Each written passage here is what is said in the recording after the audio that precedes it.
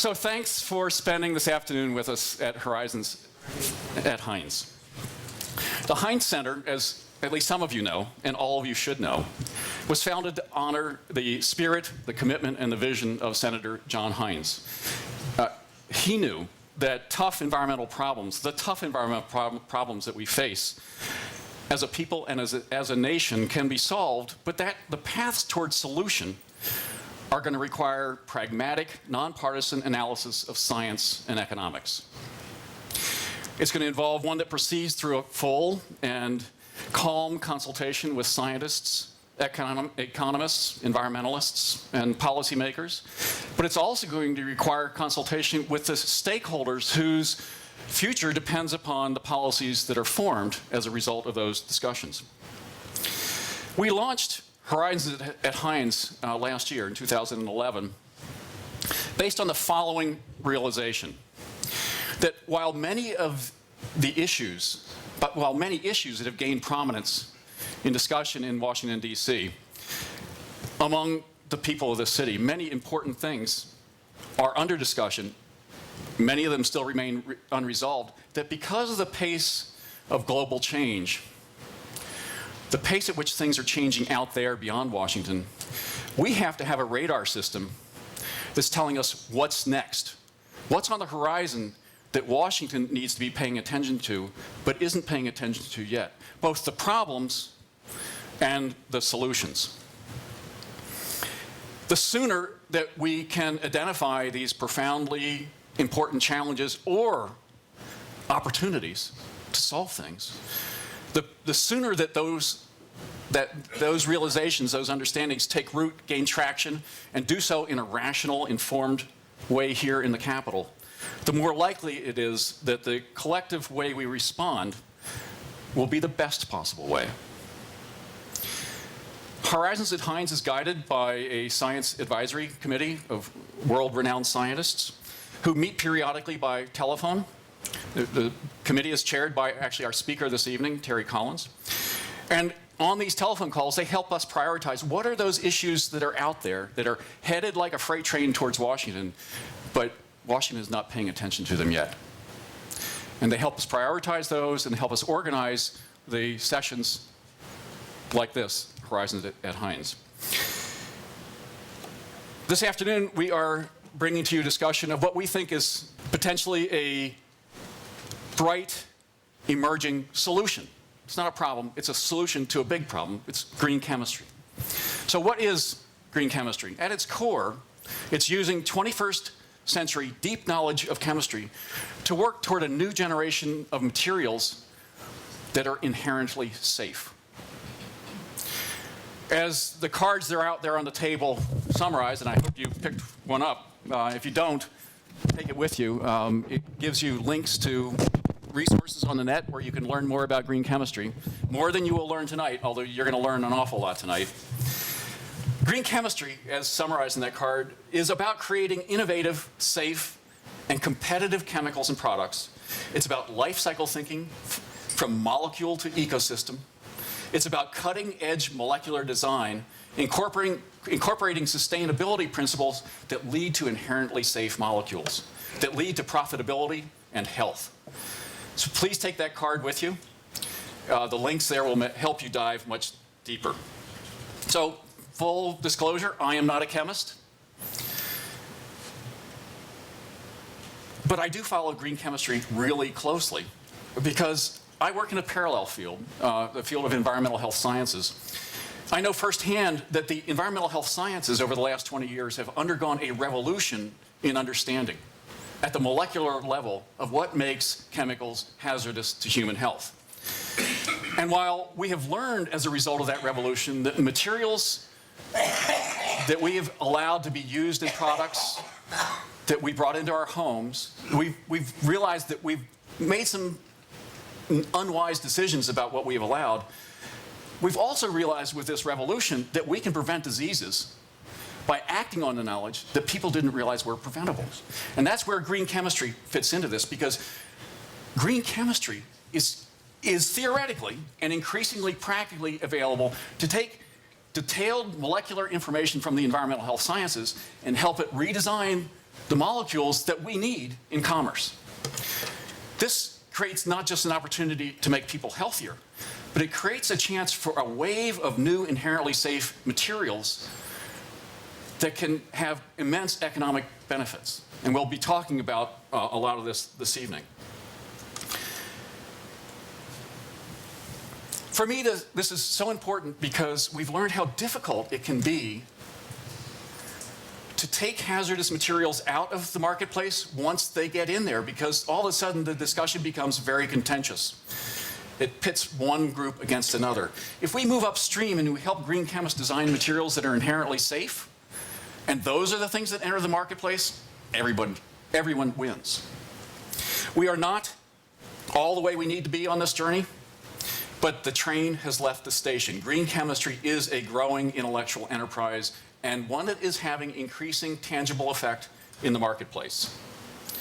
The question we raise for you here this evening is, where are we, and how can we collectively seize the opportunity that this new science creates for America's health and for America's economic future?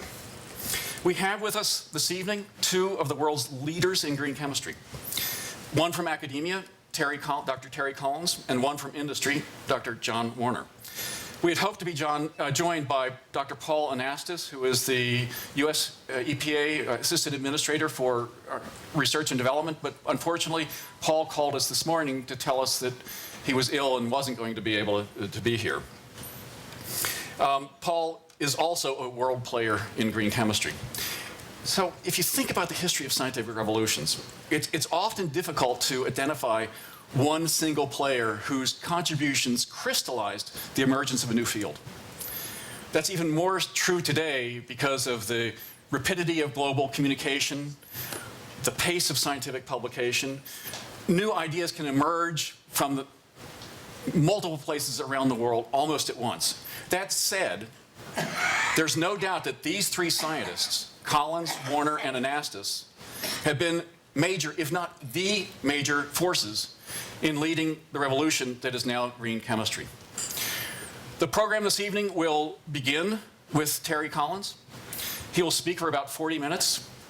Then John Warner will add his perspective from industry to the discussion, and then we hope to have a very lively discussion with all of you about the issues that they have raised and the questions that you want to ask. Dr. Terrence Collins is the Teresa Heinz Professor of Green Chemistry at Carnegie Mellon University. He's also a trustee of the Heinz Center. And shortly before he joined the board, he was awarded the John Heinz Award in 2010. The award honored his pioneering efforts in green chemistry and for his training of future generations of scientists.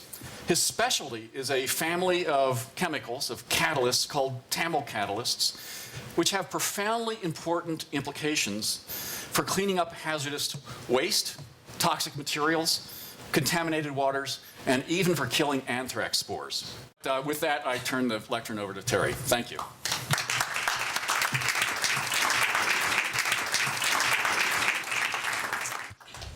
Good job.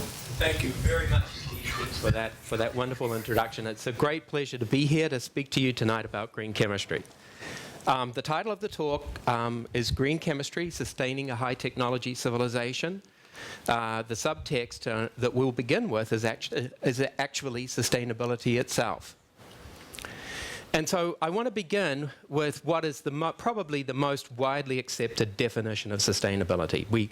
There are many definitions, a lot of people have contributed, but I think we will go to the Brundtland Commission definition and look at it for a minute and then think about it. Sustainable development is development that meets the needs of the present without compromising the ability of future generations to meet their own need. Now you can see right there that there is somewhat of a clash between the present and the future. The kind of thing that you normally would negotiate. But the problem is that the present, us, can't have a negotiation with the future because none of those people are present to sit down at the table and negotiate with us. It's a very unusual situation. It's a situation where we, the incumbent generation, have to project ourselves into the future generation's seats and ask about what we're doing and how it serves them while it is serving us. The Brundtland Commission definition, this is not just the definition, this is a fabulous document. And it immediately, that's how it begins, and it immediately goes on and said it contains within it, this definition, two key concepts. First, the concepts of needs, in particular, the essential needs of the world's poor, to which overriding priority should be given. And having been around for a long time and watched the developments of technologies, I honestly think the best way to stay sustainable is to keep in mind the needs of the world's poor. The second thing is this very clever analysis. These guys really did understand what's going on, in my opinion. The idea of limitations imposed by the state of technology and social organization on the environment's ability to meet present and future needs. We have problems with the state of technology. We know that. We also have problems with the social organization. And unless we address both, we are not having a sustainable future. And so, overriding us, there's a judge. Overriding this negotiation, there's a judge. And that judge is Mother Nature. And if you've ever sat in a room, because we've invented things that we think are pretty valuable, and so you end up working and negotiating with people about how they might develop them. And if you ever sat down with a positional negotiator, let me tell you, it's tough. I'm sure Senator Kerry deals with that. People who come in, and this is the way it's going to be, and you try to negotiate, and they just will not move. Well, Mother Nature's a positional negotiator. Mother Nature can't be negotiated with. She is going to respond to us depending on what we do, and we have to keep that in mind. And ultimately, she is the judge. So having said that,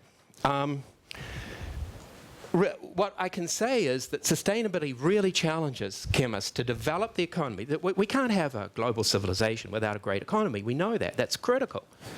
To develop the economy by solving scientific challenges of unsustainable chemical products and processes. And the green chemists, and I hope you'll agree with me by the time I'm finished, and especially when John comes up to add to it, the green chemists are really making some real progress here.